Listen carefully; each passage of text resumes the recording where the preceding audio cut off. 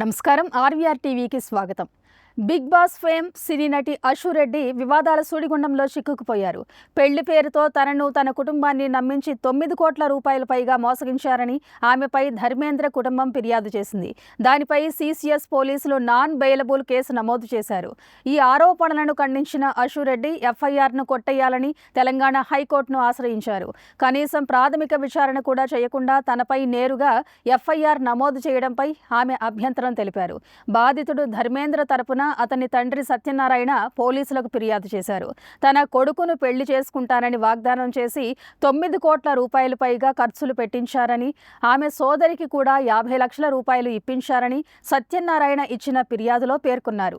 అశు రెడ్డికి డబ్బు ఇచ్చేందుకు తాను బ్యాంకుల నుంచి లోన్లు తీసుకున్నానని, అప్పులు తీర్చలేక ఇప్పుడు ఇబ్బందులు పడుతున్నానని ధర్మేంద్ర ఆరోపించారు.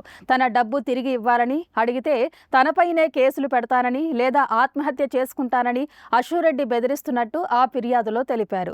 ఈ నేపథ్యంలో ఎఫ్ఐఆర్ కొట్టేయాలని అశు రెడ్డి హైకోర్టును ఆశ్రయించడం సంచలనం కలిగించింది. ధర్మేంద్ర కుటుంబం తనపై అసత్య ఆరోపణలు చేస్తోందని, తనపై తప్పుడు ప్రచారం చేస్తే కేసులు వేస్తానని కూడా అశు రెడ్డి తన ఇన్స్టాగ్రామ్ అకౌంట్లో పోస్ట్ పెట్టారు. మరోవంక అశు రెడ్డి సోషల్ మీడియా ఇన్ఫ్లుయెన్సర్గా కెరీర్ స్టార్ట్ చేసి బిగ్ బాస్ తెలుగు సీజన్ 3లో పాపులర్ అయి కొన్ని సినిమాల్లో నటించారు. అలా ఆమె ఒక సెలబ్రిటీగా మారిపోవడంతో ఈ కేసు సంచలనంగా మారింది. అసలు ధర్మేంద్ర ఎవరు? అతనికి అశు రెడ్డికి పరిచయం ఎలా జరిగింది? ఇన్నేళ్ల తర్వాత వారిద్దరి మధ్య వివాదం ఎందుకు ముదిరింది?